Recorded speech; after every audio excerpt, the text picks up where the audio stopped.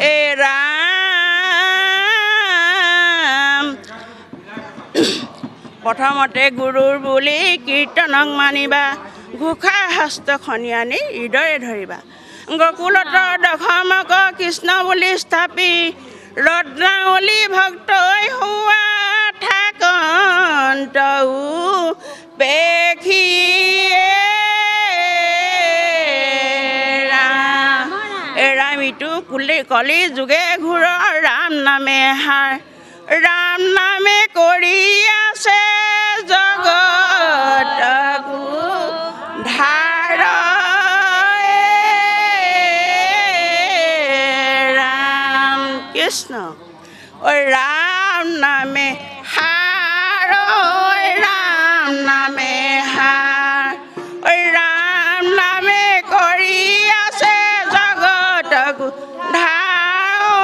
ৰাম নামে হাৰ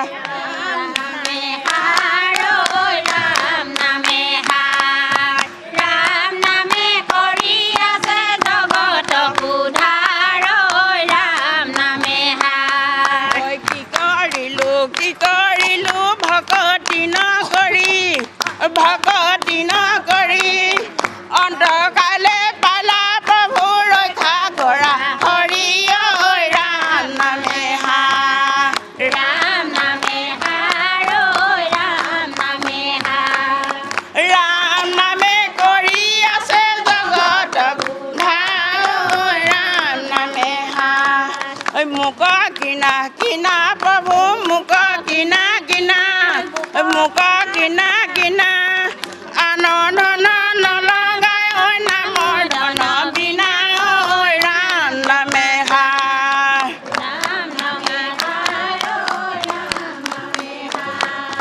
ৰাম নামে কৰি আছে জগতকো ধাৰ ৰাম নামে হাৰ এই সুধে মেৰাই পদ্ম গোট ওপৰক তুলি ওপৰক তুলি গজেন দেহৰ নলয়া কাহি হৰি বুলি ঐ ৰাম নামে হাৰ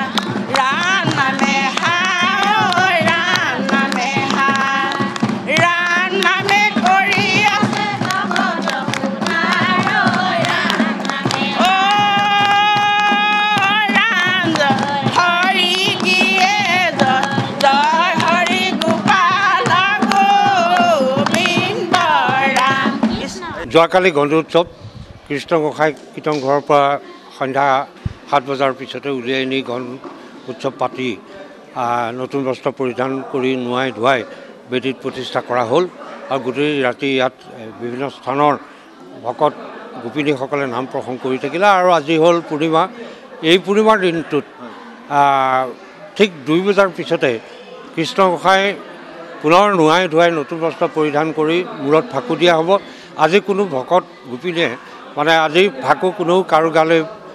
প্ৰক্ষেপ নকৰে গতিকে সকলোৱে এই কৃষ্ণ গোসাঁই মূৰত দিয়া ফাকু নিৰ্মালী হিচাপে গ্ৰহণ কৰিব আৰু গোটেই ৰাতিটো